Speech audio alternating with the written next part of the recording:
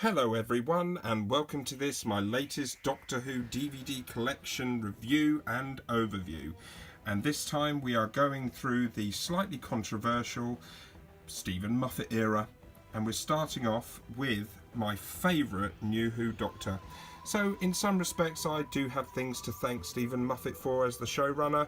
He obviously was a writer and wrote classic stories during the Eccleston-Tennant era, like The Empty Child, The Doctor Dances, and of course the very famous and acclaimed story Blink. There are some absolute gems during his era, but equally there is some real dross as well. This is the Matt Smith era, which I'm going to be going through in just a second, and you will get my thoughts. And there might be a bit of bias here because, like I said, Matt Smith is my favourite New Who Doctor. He just has so many elements to his character that I just love about the Doctor. So, let's get started.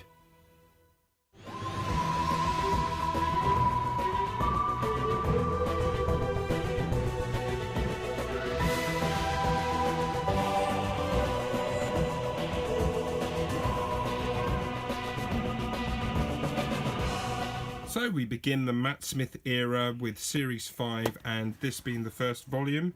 And it is, of course, Series 5, Volume 1, which also introduces Rory and Amy.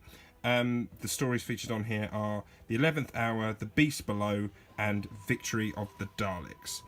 Now, what do I think about these stories? Well, The 11th Hour, for me, is the best opening story for any New Who Doctor. It gets a 10 out of 10. It's such a complex, yet easy to follow story as well. It really combines it well. Stephen Moffat did a really good job on this story. It introduces Matt Smith's Doctor perfectly. It's really well paced. It's exciting.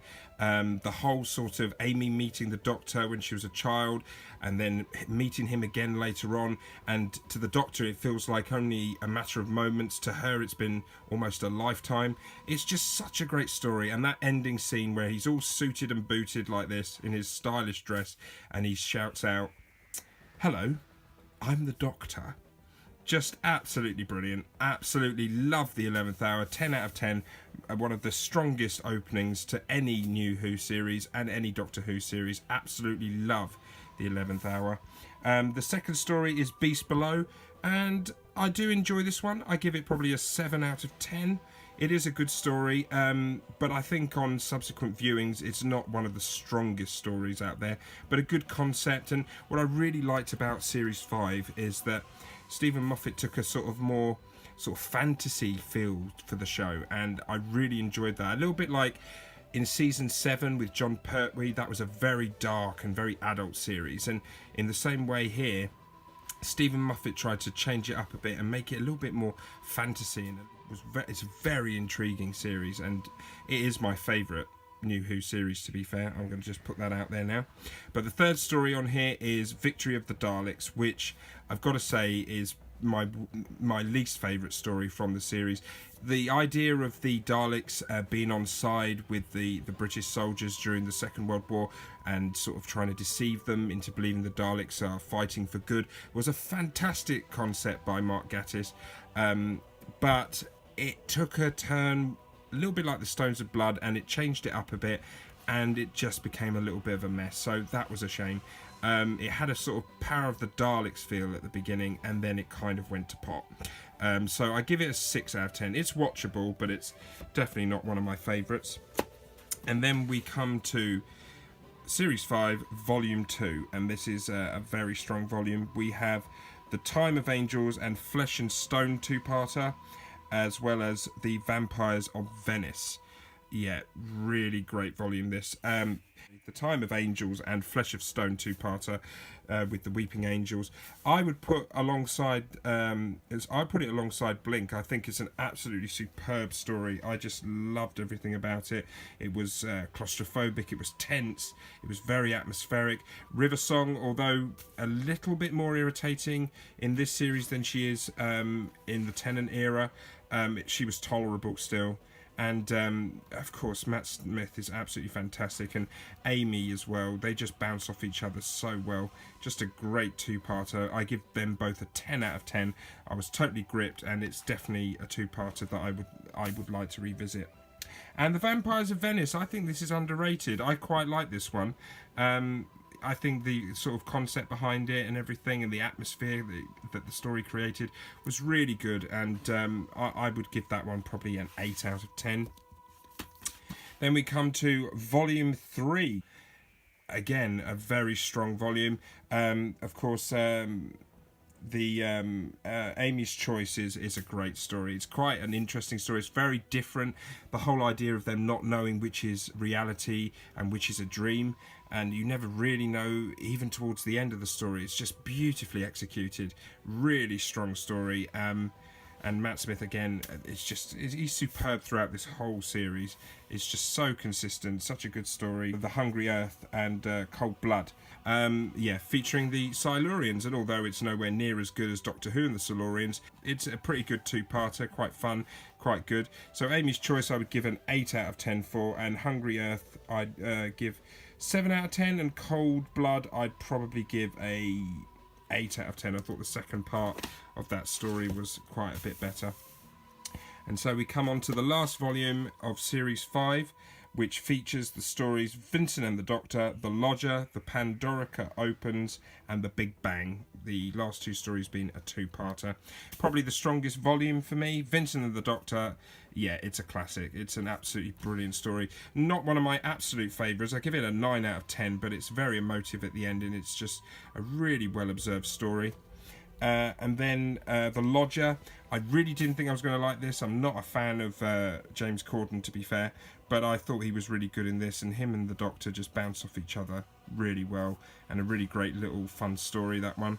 So I would give Vincent and the Doctor 9 out of 10. The Lodger I give an 8 out of 10, and the Pandorica Opens and the Big Bang I give a 9 out of 10 for both of those. It was a complex story, a little bit convoluted, what they would call a sort of during the Moffat era, spacey, racy, timey-wimey, or whatever he says. It's a little bit like that, but I think it was executed well, and it did make sense, and it was a very good story, and it had a lot going on. It was really well-rounded as a story arc. I just think it was really brilliant. My second favourite two-parter alongside Christopher Eccleston's Series 1 finale. It's absolutely brilliant. And then after that, we get A Christmas Carol. My favourite Christmas episode from the Moffat era. It's quite a nice little story. It does make me feel quite festive to watch it. Nothing overly special, but I would give it a solid 7 out of 10. And then we come to the slightly more controversial Series 6, which features The Impossible Astronaut, Day of the Moon, The Curse of the Black Spot, and The Doctor's Wife. Right, this is where River Song becomes rather irritating. All this stuff that she says, like spoilers and all this sort of stuff, and her flirtations towards the Doctor gets very draining and quite cringy towards the end of the series. Really didn't like that part of it. But Rory and Amy and the Doctor are fantastic as per usual. And there's elements about this series I really do enjoy. Some of it is a little bit over the top and convoluted, but some of it is really great. The Impossible Astronaut and Day of the Moon two-parter is a good start to the series. Really intriguing, this whole thing about the Doctor dying and what's going to happen as we find out throughout the series. That whole concept was really interesting, and it was quite suspenseful. I would give Impossible Astronaut 8 out of 10, and Day of the Moon also an 8 out of 10. The Curse of the Black Spot, it's good. It's good. I quite enjoyed it when I first watched it. I give it a 7 out of 10. I don't think it was anything spectacular, but it had some good ideas in there. And The Doctor's Wife, a story I didn't think I was going to enjoy. I actually did really enjoy it. I give that one an 8 out of 10. That was a good story. Then we have Part 1B of Series 6, which is featuring the Rebel Flesh and the Almost People two-parter, A Good Man Goes to War. Again, the Rebel Flesh and the Almost People is it's good. It's nothing spectacular. I do enjoy it. I give them both a 7 out of 10. It's quite creepy seeing the Doctor's doppelganger in this one. But there's something about this two-parter that I'm going to go over later on when it comes to the finale of Season 6, or Series 6 rather. Yeah, and A Good Man Goes to War, that's a great story. I give that an 8 out of 10. Really interesting, and it does sort of turn the tide in terms of the story arc. Really enjoyed that one. And now we come to Part 2A of Series 6, which features Let's Kill Hitler, Night Terrors, and The Girl Who Waited. Now, Let's Kill Hitler is probably, I think it's the worst story I've seen of New Who up to this point. And I hate to say it because, like I said, I love Matt Smith. I love his Doctor and his characterisation. But he allows the story to have some form of entertainment, but not enough to keep this story on its feet. It's a diabolical story. And this whole thing about little people that live inside replicas of real existing people. Very strange concept. And the episode itself is just... it's awful. But I can't hate it as much as some stories. I don't hate it as much as things like The Leisure Hive. I give it a 4 out of 10. It is definitely a bad story, but there are elements of it that do make me laugh because it's so bad. If I usually give a 4 out of 10, it means that I don't like it as a story, but there's enough that makes me laugh, or how stupid that it is, to keep me entertained. So Let's Kill Hitler is a 4 out of 10.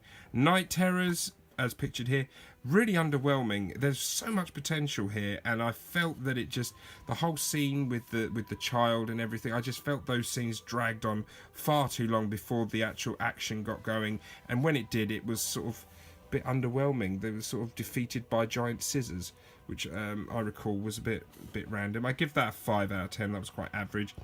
And The Girl Who Waited, well, as I'm a fan of Rory and Amy, absolutely loved this story. It's a great story, and it kind of saved the second half of this series a little bit, because it is a great story for me.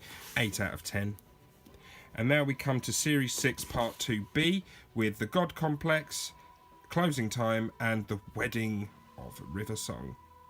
Okay, so The God Complex, nothing to shout about really. It's entertaining. David Walliams is quite good in it. It's okay. I give it a 6 out of 10. Closing Time, nowhere near as good as The Lodger, and the Cybermen aren't really that interesting. Yeah, I give that one probably a 7 out of 10. It was good, but nothing great. And of course, the infamous The Wedding of River Song. Now, I might get chastised for this, but I don't think The Wedding of River Song is as diabolical as people believe it is. Yes, it's very convoluted. Yes, there's an amount of plot holes in this story. And yes, River Song and the Doctor at the end, it is a bit sickening. But there are elements of it and what they were trying to achieve with this story that I thought were quite good. It's okay. I give it a 6 out of 10. I don't hate it.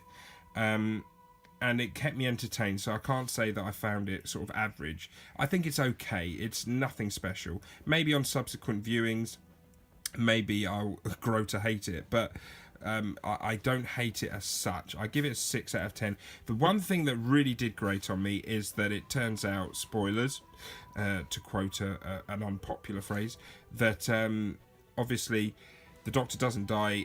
The robot people that live inside replicas of real people that existed basically replaces the real Doctor so that he does survive. Now, I thought that was, first of all, why would you want to revisit anything that was in Let's Kill Hitler? They should have not gone down that route. The fact that they had the two-parter and that the Doctor had a doppelganger in that story, wouldn't it have been better to have used that doppelganger in this story to explain it? That would have been a much better idea. But it was just lazy, and using those little people inside replicas. That bit was rubbish. That was truly awful.